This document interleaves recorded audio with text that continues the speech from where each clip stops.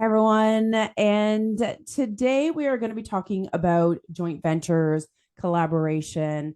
I think it's such a big part of podcasting is taking advantage of those relationships.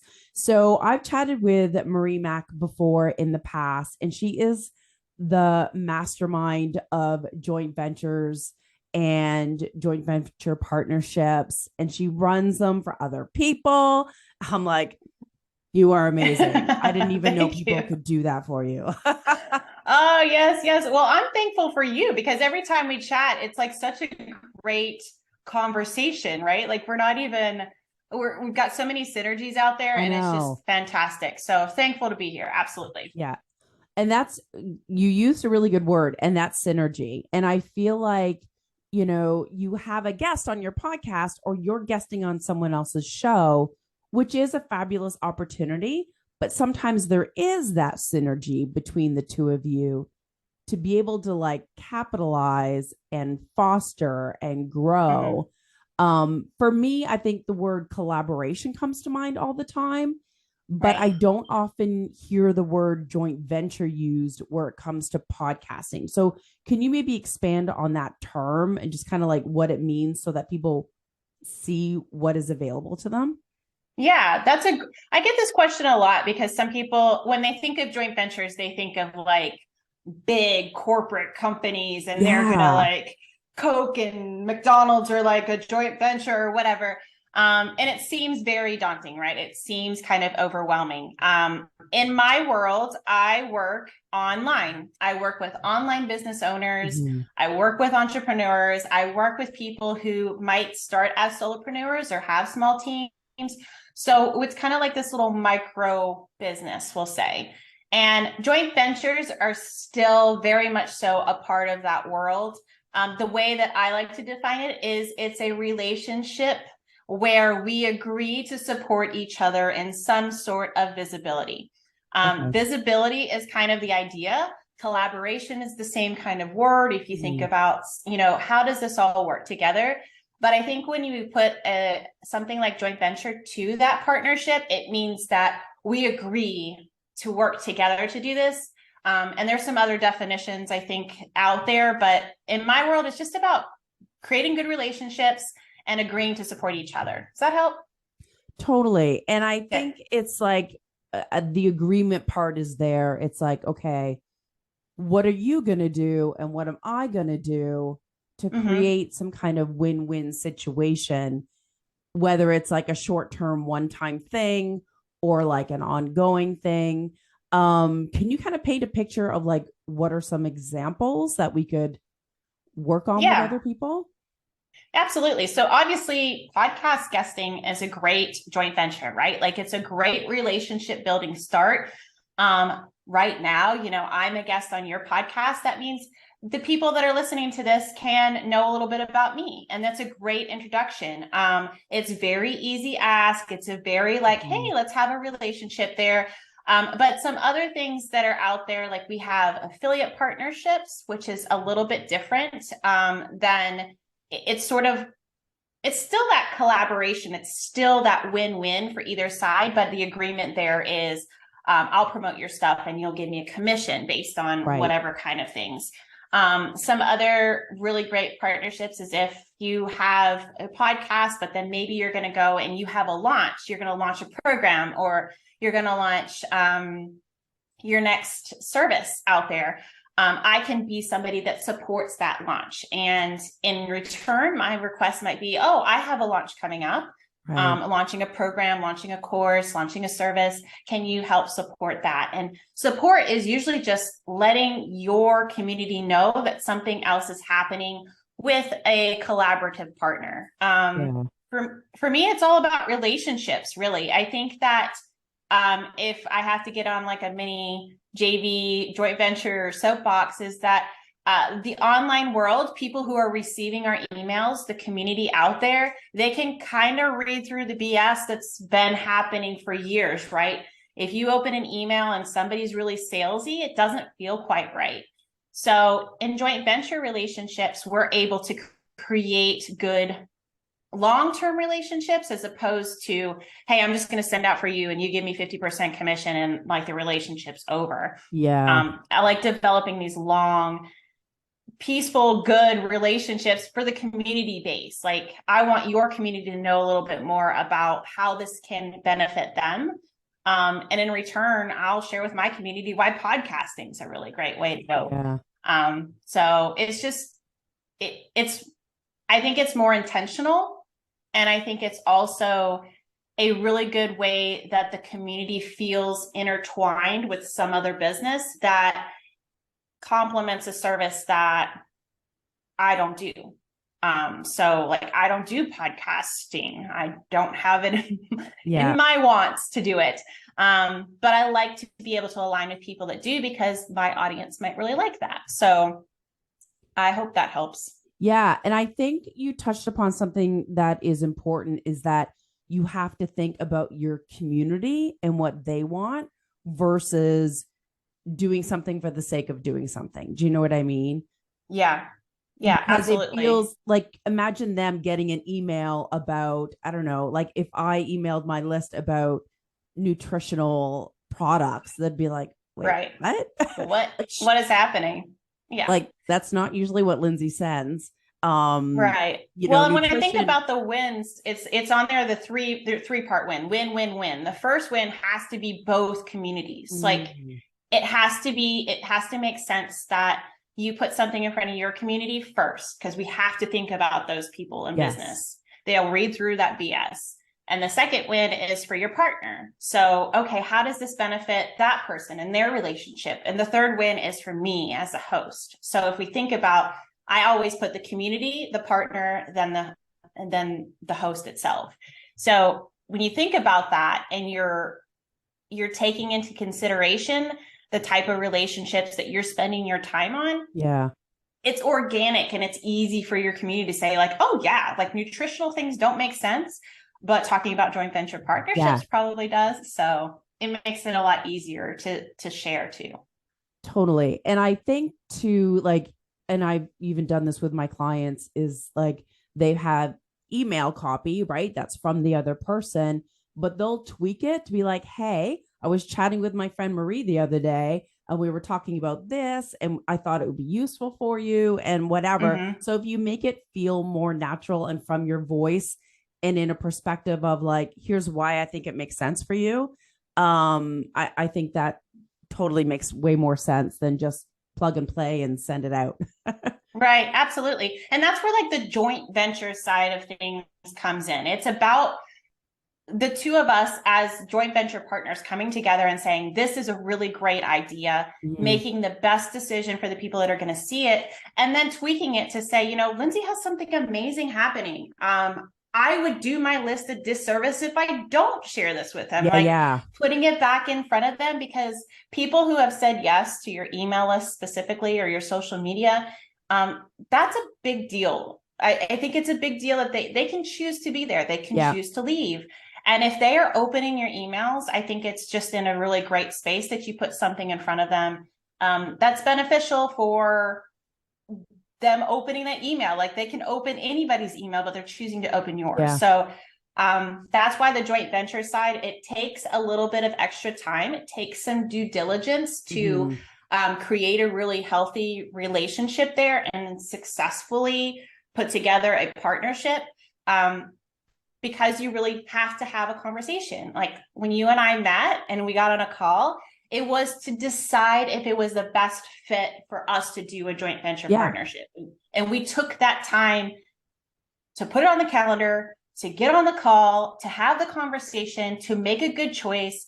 And it seems like it's a lot of steps, but the biggest thing for me, and I think anybody else, is that, are we going to put something that's useful in front of the community? And that's what makes really successful things happen inside of online partnerships. So I agree. And it's funny, like in the past, I always shied away from like collaboration type calls. Like they just made me feel uncomfortable. I don't know what it was, but I've like opened up to it in the past, 6 to 8 months. And I've had so many, I'll call them collaboration chats or whatever. Right. Because it's like, I want to get to know you in general, but like, to know like who is your avatar, like, and what are your goals, and what are your services, and same with you with mine, right? It's like, okay, that will work, this may not. We don't know all the answers of how we could potentially work together or, help each other out, but it's just having that honest conversation of like,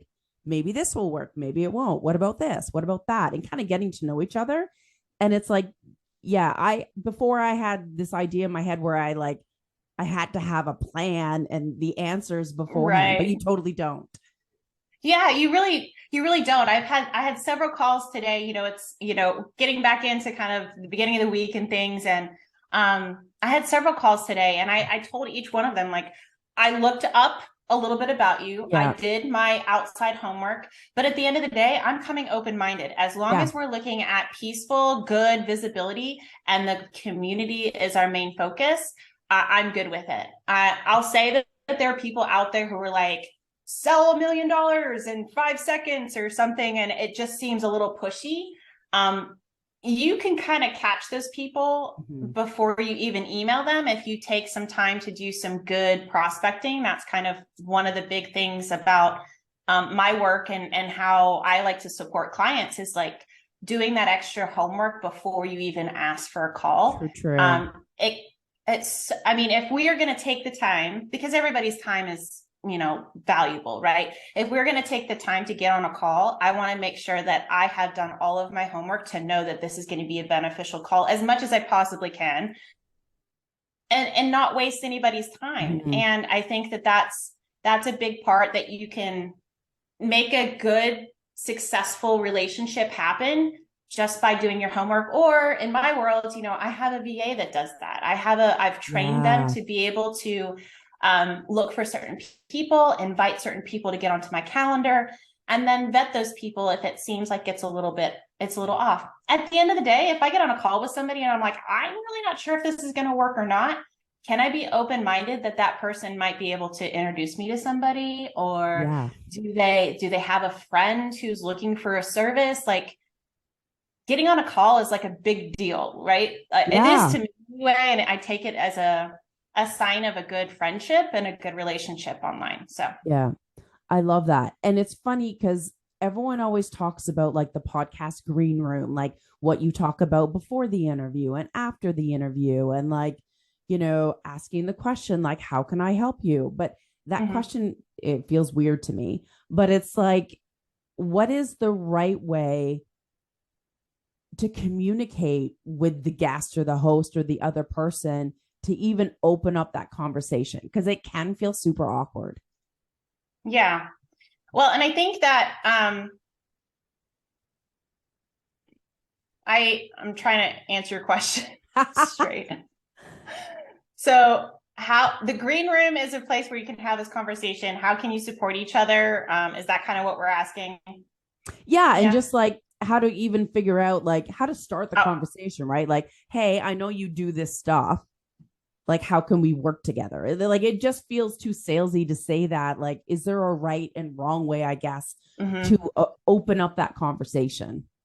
Yeah, I don't think there's a right or wrong way. I know for me, when I come into a conversation, I know I'm looking at a synergy kind of way. So I want to know about target market. I want to know like who are the people you're looking for? Who's your avatar? And once you get the avatar, it's like, okay, we can make something work. Yeah.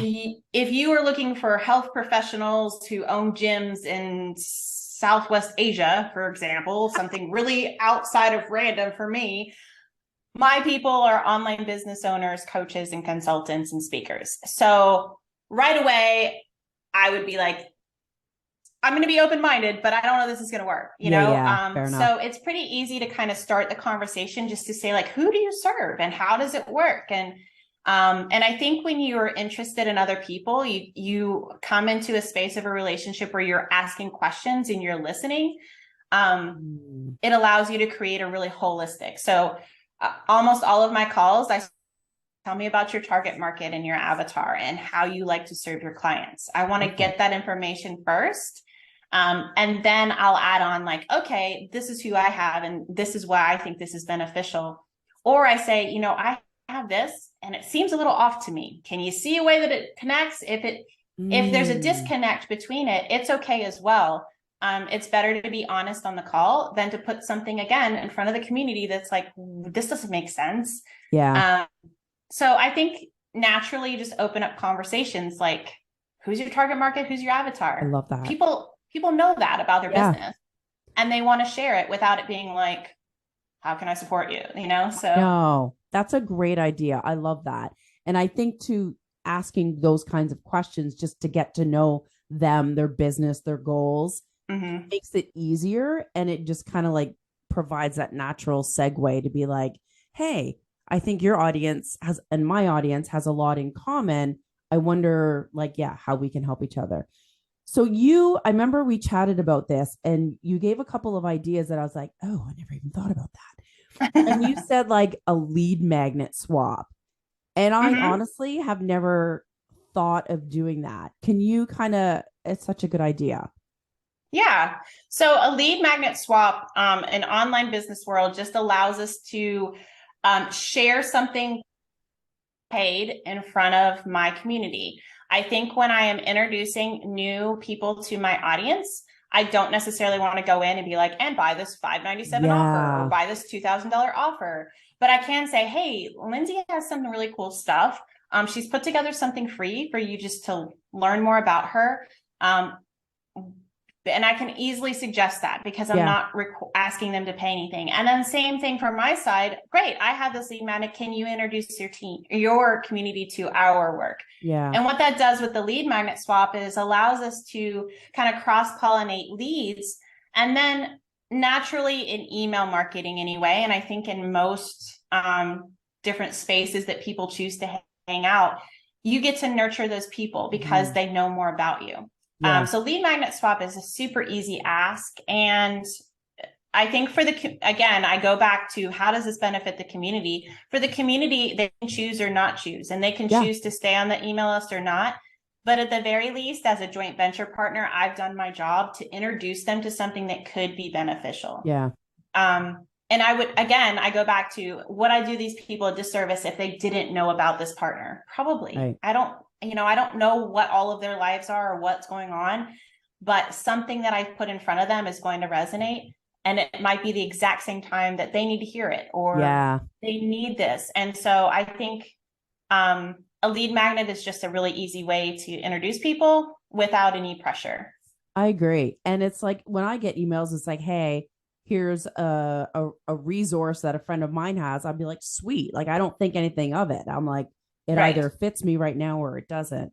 What other kind of like, I know there's like giveaways. There's like a million different ways you can work with someone. Can you kind of give us a quick down and dirty list? Yeah. So joint venturing, again, can go into anything. I usually do broad as like, great, this is a visibility model. Podcast swapping is great. Yes. It's amazing.